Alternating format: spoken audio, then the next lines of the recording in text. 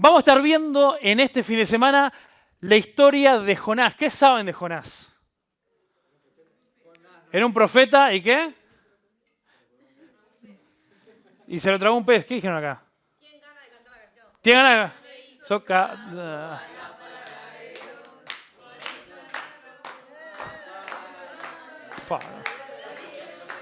No se comprometen, ¿viste? Ahí. Excelente, muy bien. Entonces, lo tremendo es que Jonás recibió un llamado de ir a las naciones. Y vamos a estar viendo algunas de las cosas que Jonás tuvo que aprender en el proceso. Pero antes de ir ahí a Jonás y leer, vamos a leer el capítulo 1. Quiero que ustedes piensen, quiero contarles un poco cómo llegamos hasta este punto. Cómo llegamos al punto de que Dios llama a Jonás y Jonás no le hizo caso a la palabra de Dios y por eso más profundo la gente lo tiró. ¿Cómo llegamos a eso? Lo que llegamos es que, si no vamos muy para atrás, muchos años atrás, Dios eligió un hombre que se llamaba Abraham.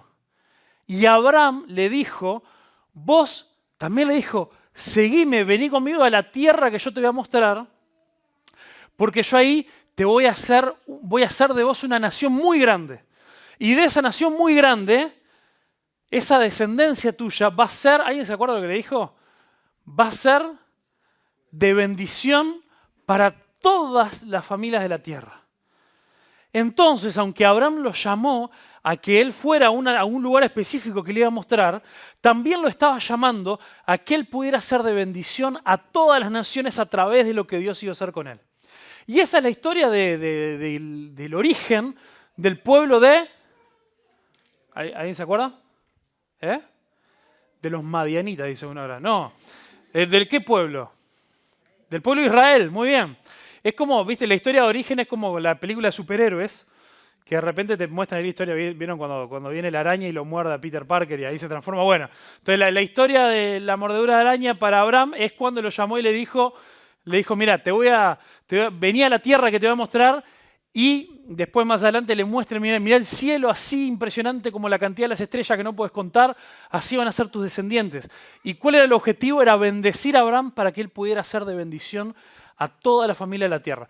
Después, cuando ya estaba el pueblo de Israel, siempre el objetivo de Dios, y Dios lo fue diciendo de muchas maneras, incluso cuando les dio la ley de cómo ellos tenían que comportarse, la idea era que ellos pudieran ser un gran ejemplo para todas las naciones de cómo le iba a ir un pueblo y cómo iban a hacer las cosas cuando nosotros seguimos a Dios y tenemos una correcta relación con Él. No es que esta idea de predicar el Evangelio y de llevar el Evangelio, el mensaje de Cristo hasta lo último de la tierra, se le ocurrió a Jesús ahí en Mateo 28 y Jesús dijo, che, ¿y cómo cerramos este libro de Mateo? A ver si se me ocurre algo medio inteligente. Y le dijo, bueno, entonces vayan por todas las naciones y prediquen el Evangelio. No fue que arrancó ahí la cosa, sino que ese fue el plan de Dios desde el principio. Desde siempre Dios había querido poder compartir lo maravilloso que es conocer, lo que es seguir, lo que es ser salvos de nosotros mismos, de nuestros pecados, reconciliarnos con Dios. Ese fue el plan de Dios desde siempre. Y había también elegido a Israel para que pudieran ser sus representantes, los representantes de Dios, y mostrar cómo se vería eso. ¿Le fue bien? ¿Le salió? O sea, ¿Israel cumplió con lo que ellos tenían que hacer? Y medio complicado, ¿no? Imagínate. Esto es un tema, exacto. Llegan a la tierra prometida, así, lo primero que pasa es, arranca el tiempo de los jueces. Algunos han leído el libro de los jueces, ¿no? Y ahí dice, era un tiempo en el cual Israel no tenía rey, y una frase se repite una y otra vez, y cada cual hacía lo que bien le parecía. O sea, hacían cualquier cosa.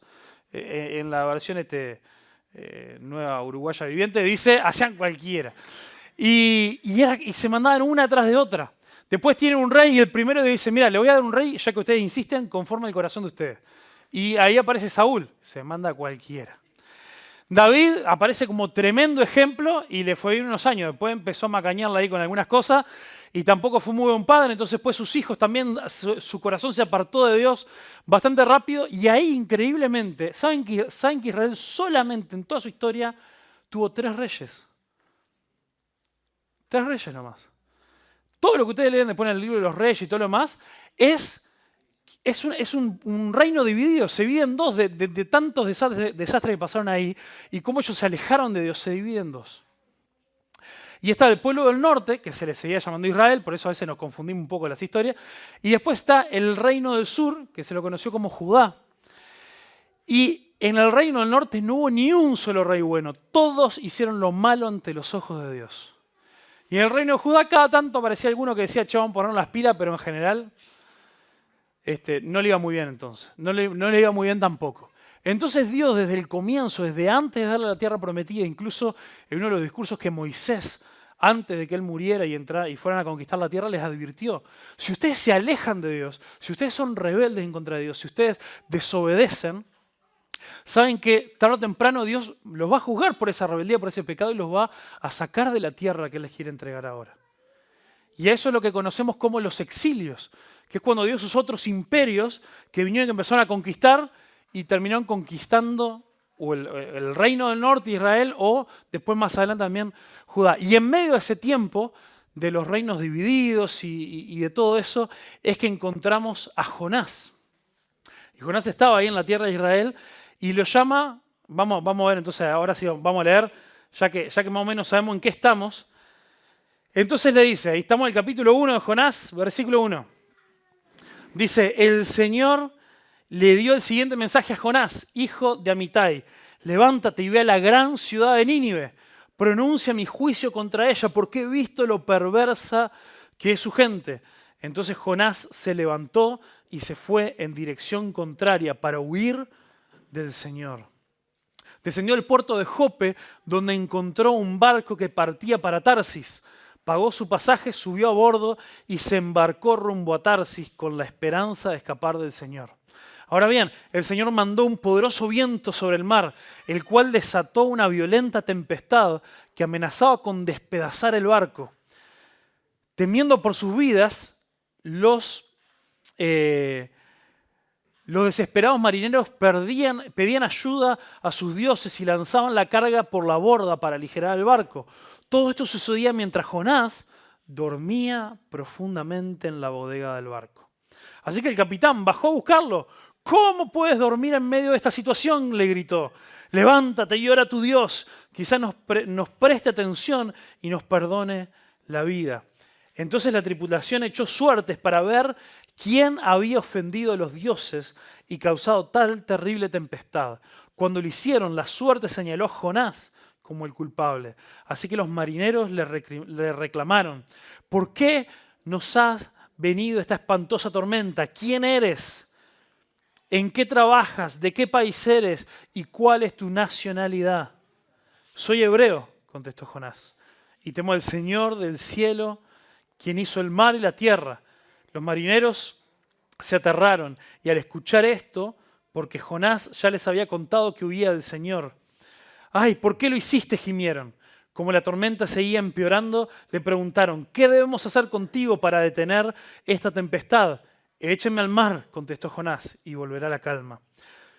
Yo sé que soy el único culpable en esta terrible tormenta. Sin embargo, los marineros remaron con más fuerza para llevar el barco a tierra. Pero la tempestad era tan violenta que no lo lograron. Entonces clamaron al Señor, Dios de Jonás. Oh Señor, le rogaron, no nos dejes morir por el pecado de este hombre y no nos hagas responsables de su muerte. Oh Señor, has enviado esta tormenta sobre él y solo tú sabes por qué.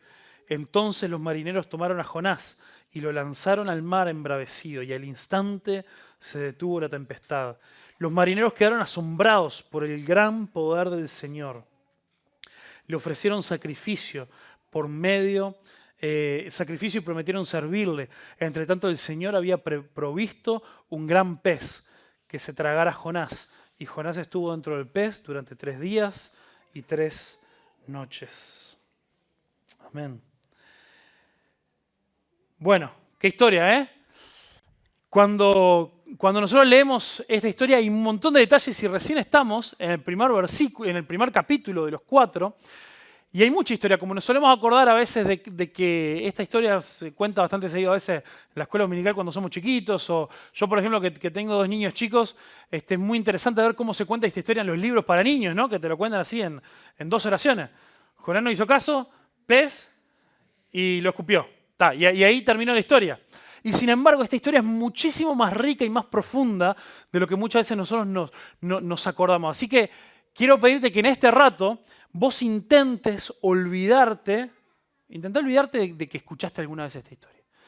Intentá que, a ver si nos podemos imaginar que es la primera vez que nos encontramos con Jonás y recién estamos descubriendo a ver qué es lo que hizo, qué es lo que le pasó y qué es lo que va a pasar después, lo vamos a ir descubriendo los 2 días siguientes.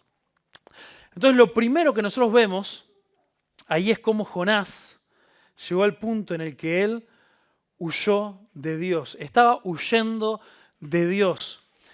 Entonces, ahí ya que se acordaban de las señales y la coreografía ahí del campamento, vamos a hacer, lo primero es huyendo de Dios. Estaba así, estaba corriendo, ¿verdad? ¿Se acuerdan? Estaba mirando para atrás a ver si Dios lo seguía. Estaba huyendo de Dios. A ver, párense, a ver cómo les sale. A ver. Sí, vamos. A ver, si ustedes demoran en pararse, esto se hace más largo y no va a ser mi culpa. ¿Está? Entonces, lo primero es que Jonás estaba huyendo de Dios. Está, muy bien. La que mejor le salió fue a Leti y a Barbie ahí, que está muy bien. Ahí va. Estaba huyendo de Dios. Muy bien, pueden sentarse. Entonces, vemos ahí cómo él estaba huyendo de Dios. Y tenemos que entender por qué fue esto. Cuando lo manda a Nínive, era la capital del imperio, y era este imperio que venía conquistando todo, que amenazaba constantemente a su pueblo, y que él no tenía ningún tipo de sentimiento lindo hacia ellos. Cuando nosotros hablamos de que el Señor nos dice, sígueme a las naciones, y pensamos en misiones, pensamos en el versículo este que les di para memorizar, de cómo el Señor dijo, seguime y yo te haré pescador de hombres, y pensamos qué lindo sería llevar el Evangelio hasta lo último de la tierra, y escuchamos de gente que está trabajando para hacerlo, y vamos a escuchar también de un montón de formas en las que se pueden involucrar. Sé que hay un par de personas acá de la iglesia Paysandú que pudieron ir al viaje de Bolivia y experimentar lo que es ir a otras naciones, a otros lugares. Bueno, Jonás no estaba pensando en esto. No es que cuando dijo, ¡ay, qué lindo! El Señor me dio un llamado misionero, y vamos a poder viajar y conocer Nínive y a ver si puedo traerme unos recuerditos. No. Jonás lo que pensó fue, Dios me está mandando a la boca del lobo. Dios me está mandando al peor de los lugares. Algunos de ustedes, no sé en qué clases están del liceo, pero ¿algunos han llegado a estudiar algo de la Segunda Guerra Mundial? Sí, algo, ¿no? Y aunque no hayan estudiado mucho, capaz que alguna vez escucharon nazi malo y más o menos el resto ahí, zafa, ¿no? Es como que el resumen, ¿no? Entonces, lo que Dios le estaba pidiendo a Jonás era el equivalente. Imagínate un rabino judío. ¿Se acuerdan que los judíos son las que peor les fue, ¿no? En la Segunda Guerra Mundial? Está por las dudas. Imagínate que Dios le dije a un rabino judío, que el rabino como el pastor de los judíos, ¿no? Digo, mirá, parate en el centro de Berlín. Berlín es la capital de Alemania, ¿no? Está por las dudas, ahí va. No, hay varias ciudades conocidas, no sé. Sé que de Alemania, pero no estaba seguro que es la capital. Parate en el medio de Berlín, así, con algo que te identifique, así con la cruz de David, que te identifique que sos judío, y empezá a decir que van a ser condenados por su maldad. ¿Cuánto tiempo más o menos pensás que va a durar? ¿No llega ni a qué?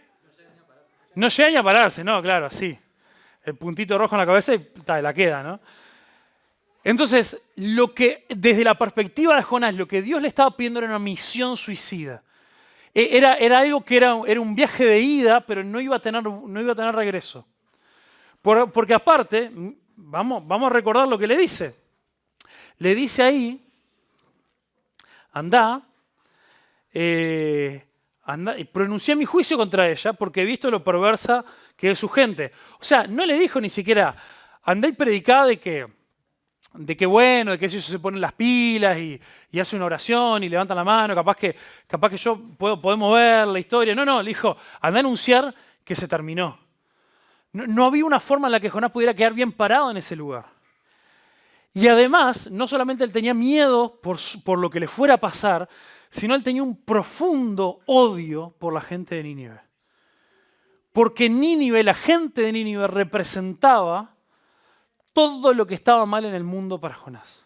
Representaba todo el tipo de amenazas. Él seguramente tenía conocidos, quizás familiares, que habían muerto a causa del ejército de ese imperio, cuyo Nínive era la capital, que habían avanzado y habían ido a conquistar, y habían sido tremendamente brutales, no habían tenido ningún tipo de misericordia con nadie. Entonces decía, si ellos no han tenido misericordia con mis amigos, con mis familiares cuando vinieron a conquistar, cuando destruyeron nuestras ciudades, cuando violaron a nuestras mujeres, cuando mataron a nuestros niños, yo no tengo por qué ir a decirles nada. Entonces él estaba decidido que lo que Dios le había dicho era lo peor que Dios le podría haber pedido. Ahora, en muchos momentos vos y yo estamos en una situación muy parecida delante de Dios. Hay muchos momentos en los cuales nosotros, al conocer y escuchar la voz de Dios, decimos, Dios, vos no sabés de lo que estás hablando, vos estás pidiendo cualquier cosa, yo no creo que lo que vos me estés diciendo sea algo bueno y sea lo mejor. Muchos de nosotros a diario a veces huimos de Dios al desconfiar de la bondad de Dios. Desconfiamos de la sabiduría de Dios, desconfiamos de la justicia de Dios, al decirnos a nosotros cómo vivir. A ver, ¿sí? ¿Cuántos creen, o por lo menos han escuchado, que Dios es bueno? ¿Cuántos han escuchado que Dios es santo? Estuve leyendo hasta hace unos días un libro sobre la santidad que me dio una frase que me partió la cabeza y quiero compartir. Esta viene gratis. Si Dios es santo, significa que Dios no puede pecar. Muy bien. Sí, no es con trampa. Usted diga nomás lo que se le ocurre. Si Dios es santo, significa que Dios no puede pecar. Si Dios no puede pecar, Dios no puede pecar contra mí. Y si Dios no puede pecar contra mí, no hay nada en el mundo que Dios pueda hacer, decirme, pedirme, ni permitir sobre mi vida que sea algo malo para mí. Porque Dios es tan santo, es tan bueno, es tan justo, que no hay nada que Él haga, permita o incluso decrete que vaya a ser algo malo.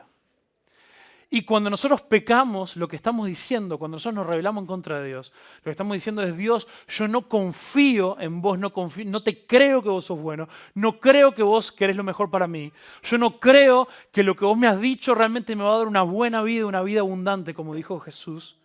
Por lo tanto, yo voy a hacer lo que quiera.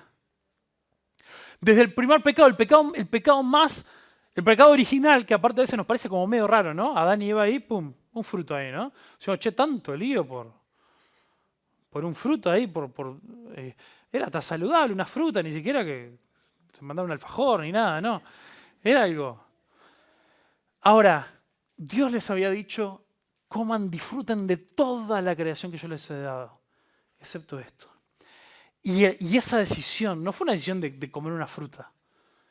Fue la decisión de decir, este Dios que nos dio todo, que hasta ahora no conocemos el mal, no hemos pasado mal un segundo de toda nuestra existencia.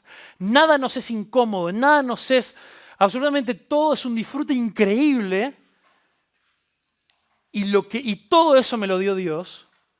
Y yo voy a decidir ir en contra de lo que me dijo, porque yo creo que mi decisión vale más que la de este Dios todopoderoso que todo lo creó y todo lo ve y todo lo puede y todo lo sabe. Y que además quiere lo mejor para mí. Eso es lo que vos y yo hacemos cuando pecamos. Y esa es muchas veces nuestra forma de vivir contra Dios. Ahora, nosotros tenemos dos formas de huir de Dios. Y Jonás increíblemente se las arregla para huir de Dios de las dos maneras al mismo tiempo. La primera forma en la que vos y yo podemos huir de Dios, y que quizá alguno de ustedes, aunque está acá en un campamento cristiano de la iglesia, capaz que llegaste acá huyendo de Dios. La primera forma es revelándote. La primera forma es diciendo, yo me voy a alejar de Dios, me voy a alejar de lo que Él quiere, me voy a alejar de lo que Él dijo. Voy a desobedecer directamente la palabra de Dios o lo que Él quiere para mi vida. Y ahí vos sabés cuál es tu forma. Capaz que tu forma de desobedecer es dejar de comprometerte con Dios, dejar de leer la Biblia, rehusarte a tener disciplina para orar o para buscar de Dios o para congregarte o para servir. O quizá hay pecados ocultos en tu vida que vos estás permitiendo y esa es una forma directa de rebelarte en contra de Dios. Pero hay otra forma también en la que vos y yo podemos huir, y es cubrirnos a nosotros mismos con nuestra propia justicia. Es lo que a veces le llamamos la religiosidad. Es decir, yo voy a vivir de una manera que desde afuera parece que yo estoy agradando a Dios. Incluso quizá que vos estás obedeciendo, estás siguiendo al pie de la letra un montón de cosas. No, aprendiste porque tus padres te llevaron de chico a la reunión que no hace falta una reunión. Aprendiste cómo es la forma de hablar para que todos piensen que vos estás bien. Aprendiste a cuál es la manera en la que vos podés cumplir con las expectativas de los cristianos que te rodean, de tus padres si son cristianos y de todo lo demás. Pero nada de eso lo estás haciendo desde un lugar de un verdadero encuentro con Dios, sino que lo estás haciendo o para que no te molesten, porque sabes que si te pones rebelde vas a tener a tus padres encima todo el día, o lo haces quizá pensando que de esa manera, y esto es lo más triste porque nos podemos engañar terriblemente a nosotros mismos, pensando que si vos actuás de esa manera es la forma en la que vas a agradar a Dios. Y eso no es lo que la Biblia enseña. Quizá también lo haces de vos cubrirte con tu propia justicia porque realmente has llegado a engañarte a vos mismo y pensar que vos sos mejor que otros. Y esta es la forma en la que Jonás también lo hacía de las dos formas. Literalmente desobedeció a Dios y además se las arregló para pensar que él era mucho más justo y él merecía mucho más la misericordia y el amor de Dios que esos otros que estaban allá. Entonces, muchos de nosotros, antes de ponernos a pensar en qué es lo que Dios te puede estar llamando a hacer, a decirte seguime y vamos a las naciones y vamos a pensar cómo vamos a hacer una actividad, cómo vamos a compartir con otros el Evangelio, cómo vamos a poder salir a otro lugar más lejos donde hay gente que no conoce a Dios y cómo podemos quizás soñar si a alguno de ustedes Dios le está dando un llamado para realmente para servir el ministerio o para ser misioneros en algún otro lugar. Antes que todo eso tenés que preguntarte ¿de qué manera he estado huyendo de Dios? Entonces lo primero que él estaba haciendo era huir de Dios. ¿Sabes que Dios quiere mostrarse a nosotros? Si vos has conocido algo del Evangelio, algo de Jesús, Él se quiere revelar. Significa que Él quiere que lo conozcamos. Y eso significa que Él nos quiere mostrar de su carácter, de su amor y su misericordia. Y para que eso pase algunas veces, Dios nos toma de la mano. Y otras veces, cuando estamos rebeldes, Él nos tiene que tomar el cogote. Y fue un poco lo que le pasó a Jonás. Y capaz que a algunos de ustedes les ha pasado. Y eso nos lleva a lo siguiente, que es que a Jonás le tocó sufrir la tormenta. Y a muchos de nosotros también nos toca a veces sufrir y pasar por la tormenta. Pero hay dos tipos de tormentas que podemos sufrir. Y acá tenemos dos tipos de personas también que la sufrieron. La primera es la tormenta de mi pecado. Vemos ahí, ¿no? Que él dijo, no vamos a patar si para el otro lugar voy a huir de Dios. Y además porque yo me creo mejor que todo lo de Nínive. Por eso quiero estar lo más lejos posible de ellos. Pero además se metió en un barco y a donde fue, una tormenta bárbara. Ahora, Jonás estaba sufriendo la tormenta como consecuencia de su propio pecado. De lo que él había decidido hacer. Y vos y yo creo que todos sabemos lo que significa esto. ¿A cuántos de ustedes les tocó atravesar un momento difícil por algo que vos te lo hiciste a vos mismo y no le podés echar la culpa a nadie? ¿No? Capaz que alguien te agarró mismo en el acto del pecado. Te descubrieron. Te estaba chamullando a dos gurises al mismo tiempo. Uy, algunos, el Señor me está revelando cosas, me parece, y no me he dado cuenta.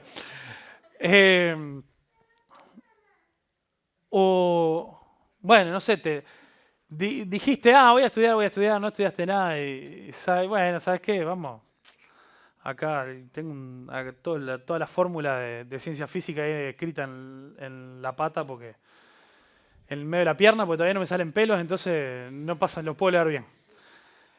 O capaz que venís cediendo a algunos pecados de esos que siempre se mantienen bien ocultos. Capaz que empezaste a ceder y has hecho un hueco en tu vida para que en todo lo demás vos estás bien con Dios. Pero de repente, bueno, como cuando estoy solo ahí nadie me ve, bueno, capaz que ahí me puedo dar permisos y ya no me siento tan mal de esto de consumir pornografía que antes me sentía horrible y me arrepentía y ahora ya se volvió parte de mi vida. Y capaz que un día Dios permitió que atravesase una tormenta por eso, porque se hizo público de alguna manera. No sé, te olvidaste de borrar el historial o de poner en modo incógnito, vaya a saber qué hiciste, que alguien te vio, justo, pum, abrieron la puerta del cuarto en el momento menos esperado y te llenaste de vergüenza porque alguien más vio del tipo de cosas que vos estabas viviendo y de lo que vos le habías dado permiso en tu vida para vivir. Y de repente todo se te oscureció. Hay tormentas en nuestra vida que vienen como consecuencia directa de tu pecado y de mi pecado. Y las sufrimos. Y las sufrimos y parece que no queremos volver a dar la cara y nos queremos esconder. Y nos da vergüenza volver a mirar a la cara de la gente que nos descubrió. Pero también nos pasa a veces que la ligamos de costado. Imagínate, Jonás era uno en un barco que, por lo general, cuanto más lejos va el barco, que este iba lejísimo, más grande y más gente llega. Entonces, un montón de gente, los marineros y otro montón de pasajeros, se ligaron de costado una tormenta que no era para ellos.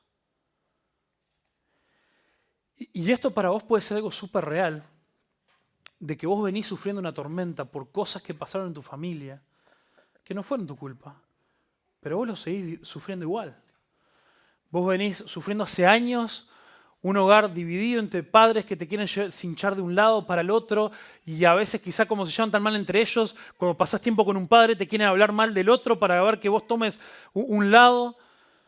Capaz que alguien te lastimó realmente en una relación o en una amistad, te sentiste traicionado, traicionada y decís, che, pero yo no hice nada de esto y parece que una y otra vez y atrás y parece que no salgo de una que entro en otra.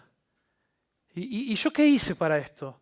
Y seguís ligando de costados la tormenta que viene a causa del pecado de otro, las repercusiones del pecado. Y eso es lo tremendo del pecado, algo que todos tenemos y que pocas veces nos cuesta asimilar. Nosotros decimos, no, esto es algo mío y esto me afecta solamente a mí, así que bueno, si yo me manejo, si estoy desobedeciendo a Dios, un tema mío. Ahora, no hay pecado más oculto y aunque vos pienses que nunca se llegará a descubrir, y quizá, aunque no se descubra, que solamente te afecte a vos. Hasta el pecado que no se descubre está afectando a la gente que te rodea. Porque te está tirando a ojos espiritualmente, te está destruyendo tu vida, tus relaciones. Y vivimos en un mundo roto, está roto el mundo por el pecado. Y nos toca atravesar un montón de tormentas que vienen a consecuencia del pecado, pero que Dios no solamente las permite, sino que algunas tormentas Él las manda. ¿Y las manda por qué? Increíblemente las manda por amor. ¿Cómo trabaja Dios? ¿Cómo trabaja Dios? ¿Cómo usa Dios la tormenta? Nosotros sabemos que Dios usó la tormenta en este primer capítulo de una manera increíble. Porque vemos, yo me estoy adelantando un poco, pero vemos un poco después que todos estos hombres que ligaron la tormenta de costado, que no era culpa de ellos, ¿cómo terminó el capítulo? ¿Se acuerdan que ellos terminaron adorando a Dios? Y eran paganos, no pertenecían a Israel, pertenecían a otros pueblos que tenían sus propios dioses. Y a través de esta tormenta reconocieron que Dios, que Jehová era el verdadero Dios. También esto llevó a que Jonás se viera confrontado con su pecado de huir de Dios y lo llevó a un momento de reflexión. Entonces, las consecuencias de tus pecados a veces son consecuencias tremendamente naturales y obvias de que hacemos lo incorrecto. Pero a veces Dios las permite y Dios las manda porque son sus formas de sacudirnos, de decirnos reaccioná. Reaccioná porque esto te está llevando a un camino de muerte. Y esto te va a hacer muy, muy, muy mal. Reaccioná, yo te estoy sacudiendo porque te amo, porque quiero que despiertes, porque quiero que te arrepientas y que puedas conocer la verdadera vida. Y Dios quiere que vos puedas experimentar la verdadera vida, pero cuando vos estás corriendo en la dirección opuesta, en la dirección hacia la muerte, Él te tiene que agarrar a veces nos tiene que sacudir para que reaccionemos.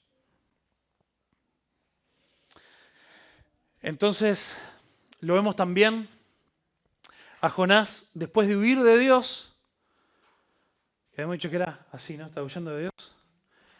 Me olvidé, pues ya llegué al final de este punto, pero hágame el aguante ahí. Estamos huyendo de Dios y la otra lo pueden hacer sentado porque si no demoramos mucho. Pero la otra es sufrir la tormenta. Y ahí nos lleva el viento de un lado para el otro. Sufrimos la tormenta. ¿Está? No están haciendo la bala en el centenario, así que te están sufriendo así, más desordenado. Están sufriendo la tormenta. Pero después, también Jonás estaba con la vista muy corta. Jonás estaba con la vista corta, miren. Un autor ahí que se llama Hugh Martin dijo, Jonás estaba durmiendo el sueño de la tristeza.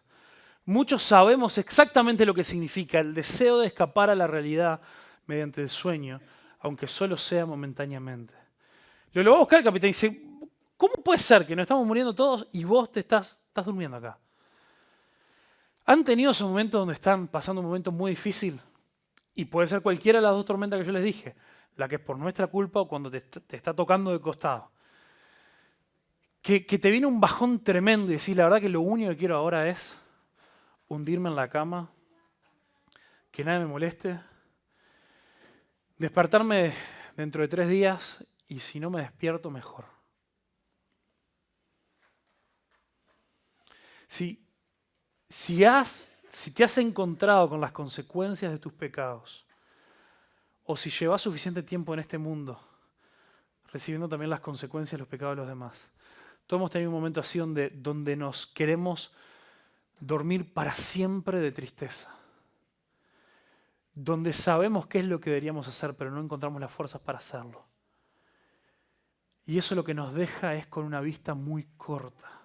Solamente nos ensimismamos en nosotros mismos y no podemos ver a los demás. Jonás no podía ver que había un barco lleno de gente a punto de morirse por su culpa y él no estaba dispuesto a despertarse de la siesta. Cuando vos estás tan metido en tus problemas, solamente te ves a vos y no ves que al lado tenés personas sufriendo cosas peores. No ves lo ves pero no te importa porque solamente te puedes ver a vos mismo y solamente te importa lo que vos estás sufriendo y no estás teniendo la capacidad de ver a los demás y de sentir empatía por los demás o de pensar qué es lo que vos tenés que hacer por el bien y por el beneficio de los demás. Mira, tu pecado y tu huir de Dios está afectando a la gente alrededor tuyo. Está afectando a tu familia, está afectando a tus amigos, está afectando a tu iglesia. Y de nuevo te repito, aunque tu pecado siga hasta este día completamente oculto, está afectando porque vos no estás como deberías estar espiritualmente, está trancando la iglesia. Si vos estás mal con Dios y estás huyendo de Él, aunque vos hayas aprendido a disimular de la mejor manera, y capaz que tu huir de Dios no es que te apartaste, sino que seguís yendo, pero vos sabés que tu corazón está todo podrido. Pero vos sabés qué es lo que tenés que hacer para que nadie te pregunte ni te moleste. Aunque nadie se haya dado cuenta y tengas la mejor sonrisa falsa de todo Uruguay. Eso está afectando y está tirando abajo la obra que Dios quiere hacer alrededor tuyo. Entonces Dios había enviado a su profeta para que lo diera a conocer a los paganos y sin embargo terminaron siendo los paganos que dirigieron al profeta de Dios. Eso es brutal. Viene el capitán y le dice, chacho, vos no tenés un Dios. ¿Qué hace que no estás clamando a Él? Me lo imagino por adentro, Jonás diciendo, si supieras. Lo último que quiero es hablar con Dios. Y a veces hay momentos en que nosotros estamos en un lugar en nuestra vida tan ensimismados nosotros mismos, solamente podemos ver nuestra situación, solamente nos importa lo que nos pasa a nosotros, solamente nos importa quizá ese pecado que queremos conservar y que Dios no me toque esta área de mi vida, o solamente nos importa la tristeza que tenemos por eso que otro me ha hecho a mí, que no estoy dispuesto a superarlo, que lo último que queremos es hablar con Dios, que es lo que más necesitamos. ¿Les ha pasado que a veces decís, ya hace 3 semanas que no me siento a orar? Y te sentás y abrís la Biblia así, no sé, a ver dónde, te fijás cuál es el versículo del día de la aplicación de la Biblia, y parece que alguien te está tapando la boca y te está atando de manos y no puedes dar ni un paso más. ¿Te ha pasado? ¿Te ha pasado que decís, yo quiero orar? Incluso, mirá, me apagué el celular o lo puse en silencio y lo dejé en otro cuarto para que nadie me distraiga y no tengo ni idea cómo arrancar. Porque estamos trancados, porque en nuestro huir de Dios, lo último, sabemos que si nosotros empezamos a hablar, si decimos Dios, si esa palabra saliera de nuestra boca, sabemos el gran costo que tendría, porque significaría que lo único que nosotros podemos hacer delante de la presencia de Dios es reconocer nuestra situación. Y es arrepentirnos. Y es escuchar a Dios cuáles son los pasos que Él quiera que yo siga a partir de ahora. Y estamos negados, completamente negados. Entonces este es así, con la vista corta. A ver, con la vista corta, todos así, mirando para abajo. Con la vista corta. Entonces estamos huyendo de Dios, soportando la tormenta y con la vista corta. Entonces lo siguiente, también Jonás tuvo una crisis de identidad. Y este lo vamos a hacer así. Así, a ver, poner cara de ¿y yo quién soy? Entonces, huyendo de Dios, soportando la tormenta, con la vista corta, crisis de identidad.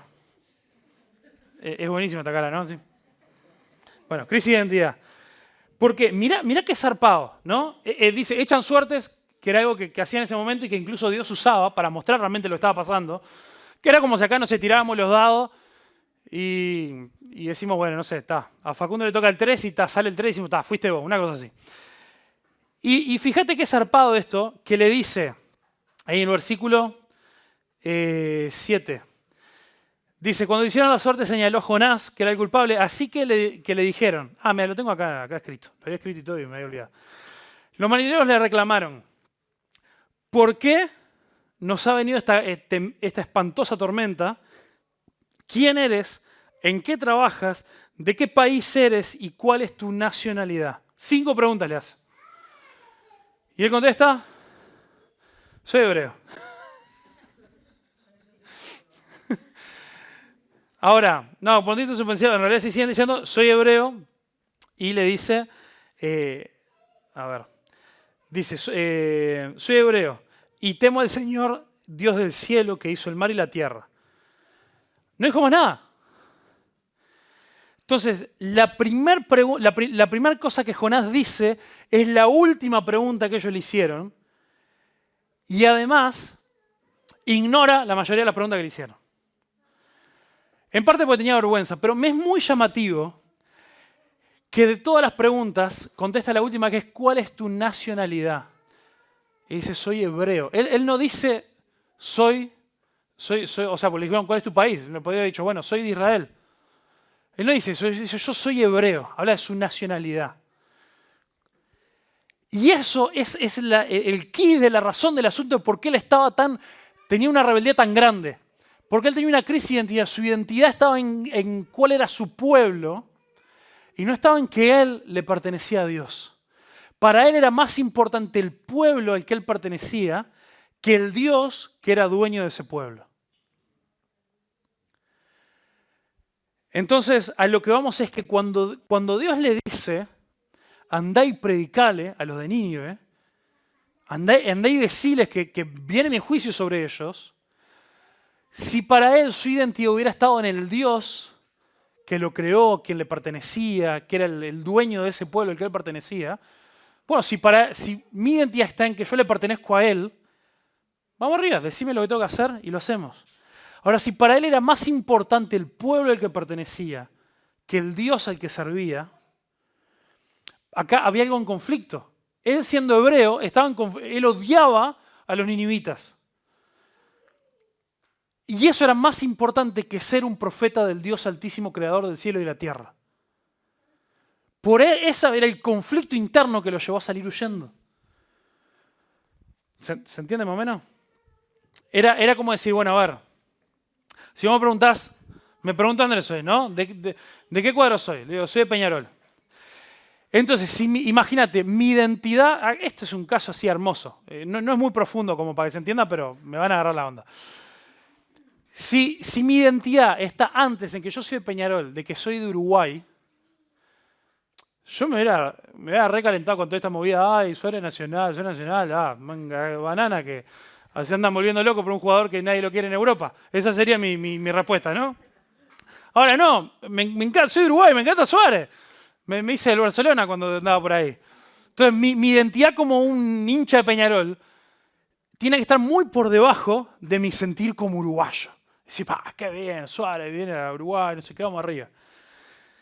Si fuera al revés, si para mí, no, porque para mí Peñarol lo es todo y es mi identidad, es mi todo. Y ya, viste, la gente te dice, no, yo ni miro los partidos de Uruguay porque no sé qué, yo soy de Peñarol nada más. Bueno, ahí hay un orden de identidad que está cambiado. Y lo vemos en la respuesta de Jonás. Porque él dice, en todas estas preguntas dice, yo soy hebreo. A mí no me importa es mi pueblo, el pueblo al que pertenezco. Y después como segunda cosa te digo, sí, yo sirvo cuando tengo ganas al Dios que hizo el cielo y la tierra. Entonces él tenía una crisis de identidad. Y esto es re importante porque tu identidad está enraizada en lo que vos adorás. Y esto es claro cuando queremos entender el problema del pecado. Tu identidad está enraizada en lo que adorás. Si a vos te faltara, lo que a nosotros adoramos es lo que debemos tener bajo cualquier circunstancia y que si no lo tenés, te perdés a vos mismo. Entonces, ¿qué es lo que vos adorás? Si te faltara, ¿qué cosa te costaría seguir adelante? Ahora, no sé si hay algún noviazgo formal acá. Pero por la cara de Andrés, informales hay unos cuantos. Si de repente el chico o la chica con la que estás ahí te corta, se te termina. Y yo sé que en la adolescencia, hormonas, todo, uno siente esas cosas más fuertes que todo lo demás, ¿no? Pero si te deja, ¿se te termina la vida? Y decís, no, porque voy a andar ahí arrastrando. O mira, algunos, yo era más de eso, ¿no? Yo era bastante traga en mi época del liceo, así como me ven y todo, ¿no? Pero un trago así como por deporte, a mí no me importaba mucho, ¿no? Pero yo conocí gente que si se sacaban menos de 10 en un escrito, realmente se les terminaba el mundo. Y andaban otros por ahí diciendo, mira un 5 que saqué. Y otros, saqué un 10, no puedo. Y la identidad de esas personas, ¿en qué está? En que mi valor está en lo inteligente que soy. Y en que puedo quizá encontrar valor o aceptación de mi familia, en que soy un buen estudiante. Y por eso las notas se vuelven algo tan valioso. Para algunos de ustedes, que me encanta verlos, el grupo siempre servir y estar en todas. Para algunos de ustedes que son jóvenes, adolescentes, empezaron a servir en la iglesia. Y para algunos de ustedes es muy fácil, los que somos cristianos y servimos a Dios, que nuestra identidad se vuelva nuestro servicio. Entonces, si el día de mañana, imagínate, ¿no? Viene una tormenta de la vida y Dios descubre un pecado en vos. Y eso hace que, como un proceso sano, bueno, por un tiempo hay que salir del ministerio de servicio con los adolescentes, con los jóvenes, con los niños, con la alabanza, con lo que sea que estés haciendo. Y se te termina tu vida y en tu corazón lo que más te pesa es que vos dejaste de tocar el teclado delante de todos en vez de lo que estaba pasando en tu corazón. Porque tu identidad está en el lugar equivocado. Y eso te va a arruinar. Tenés la vista corta, solamente te puedes mirar a vos mismo y tu identidad queda en el lugar incorrecto.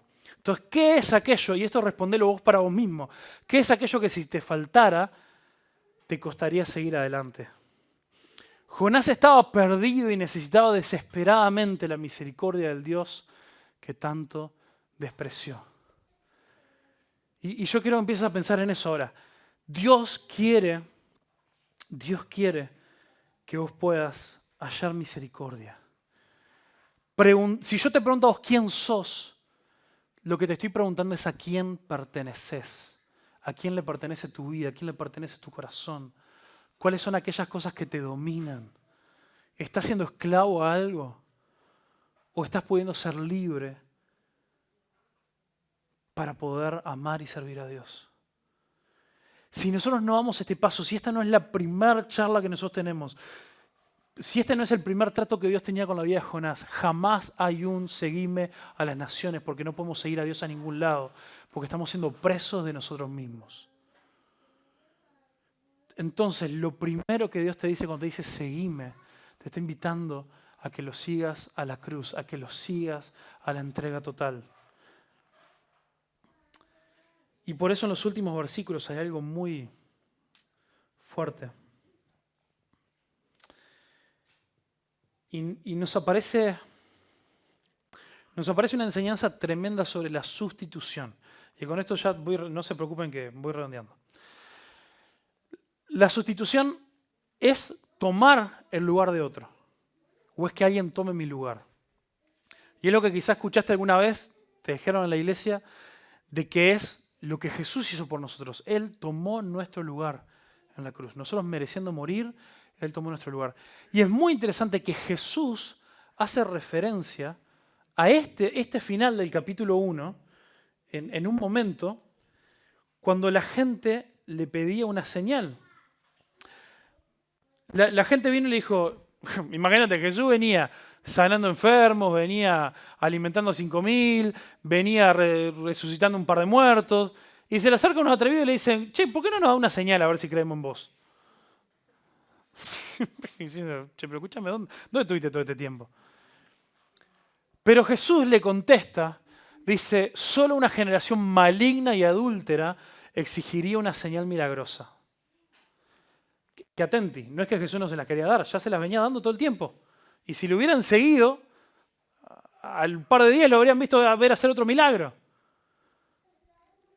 Pero Jesús le dice, pero la única que les daré será la señal del profeta Jonás.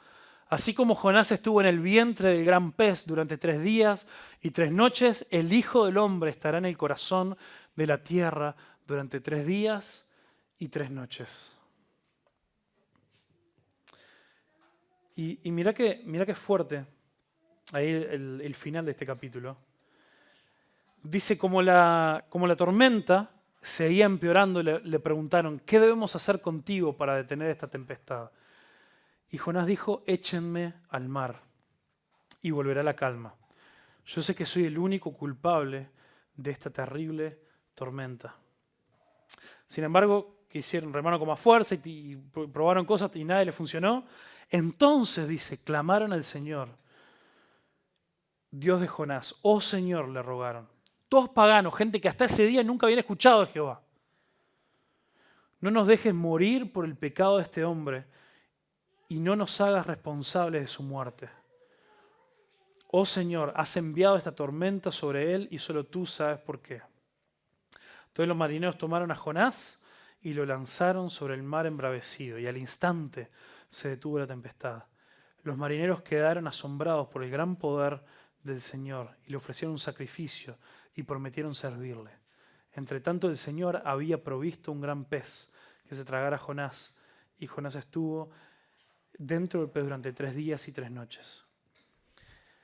Jesús hace referencia a que esos 3 días y 3 noches que Jonás pasó dentro del pez, había una comparación, había una similitud, había una señal, que es lo que dice Jesús, con su muerte y con los 3 días que él pasó en la tumba antes de resucitar.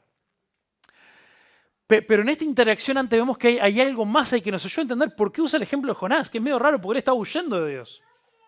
Pero literalmente el ofrecer la vida de Jonás para que, al entender de los marineros, muriera, se iban a calmar las aguas.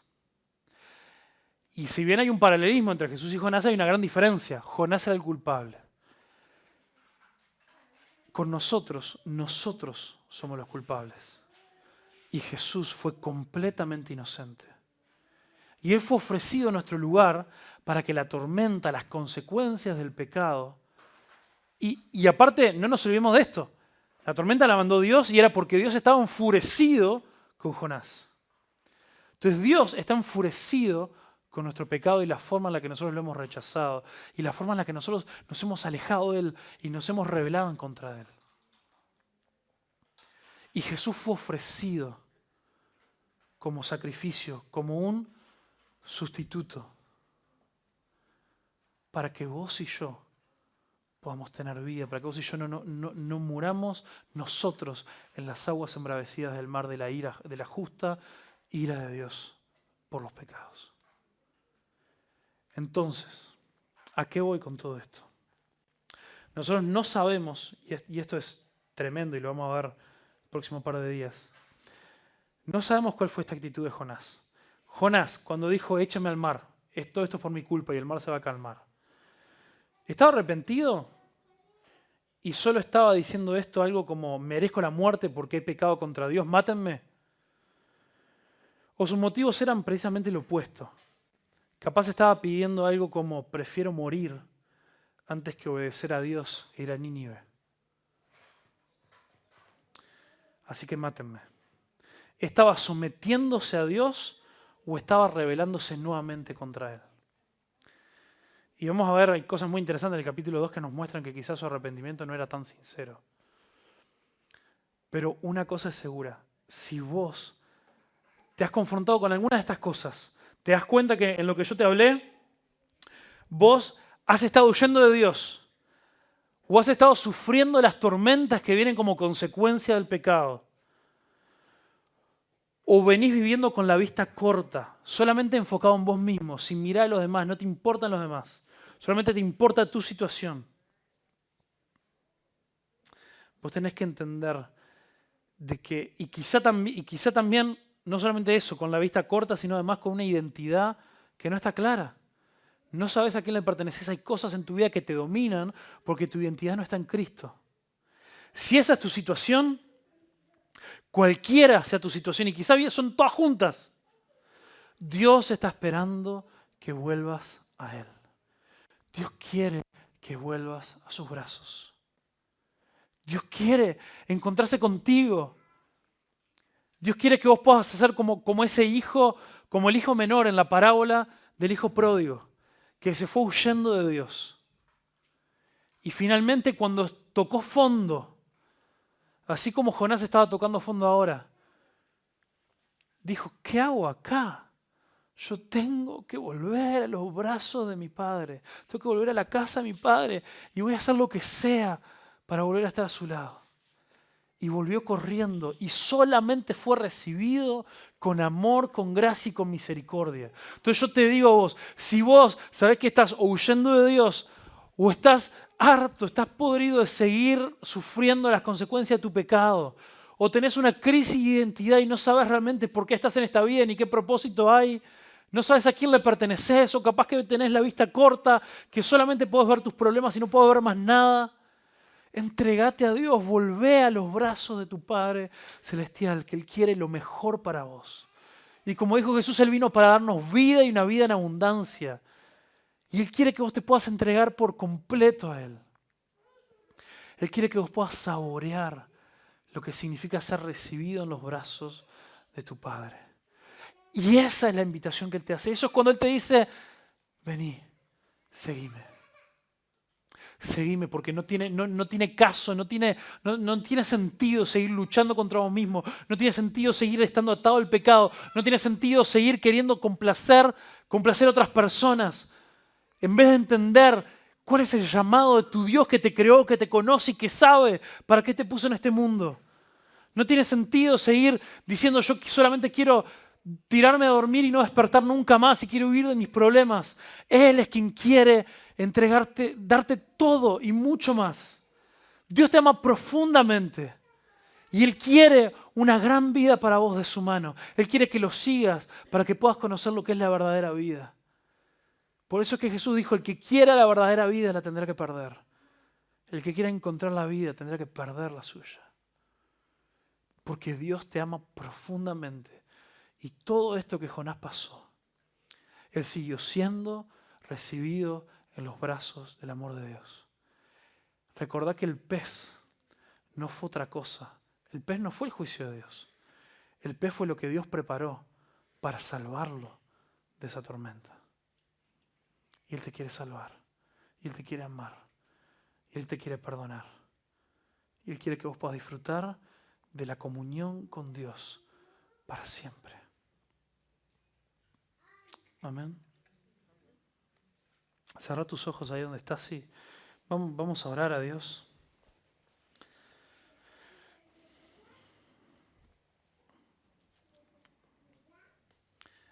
Padre Celestial, vos conocés nuestra situación, vos conocés nuestro camino, vos conocés, Dios, las cosas que están pasando en nosotros. ¿Cuáles son las formas a las que hemos estado huyendo de vos? Vos conocés, Dios, en qué cosas nos hemos estado revelando, en qué cosas nos hemos estado autojustificando. Y vos querés que nos encontremos contigo, querés que nuestra identidad esté en vos, querés que sepamos que te pertenecemos y que nada más importa en esta vida que amarte y estar contigo para siempre. Y poder recibir esa misericordia y ese amor que vos nos venís ofreciendo hace tiempo. Te pido, Dios, que tu Espíritu Santo trabaje en este momento en nuestras vidas y en nuestros corazones. Y que podamos cantar, como decíamos hoy, quiero volver a ti. Quiero volver a empezar. Quiero volver a ti, a tus brazos, a tu amor, a ese llamado que vos nos has dado al comienzo. Dios, por favor, te rogamos que vos sobres en nuestros corazones y nos toques y nos transformes, Señor. Y que este fin de semana, con toda la diversión, con todas las cosas que tengamos para hacer, vos lo uses para transformarnos. Padre, usalo para tocar nuestras vidas y que no volvamos a ser igual. Y que quizá podamos tener ese primer encuentro contigo como nunca antes y conocerte de verdad. Por favor, Señor, obra en nosotros. Amén, Señor.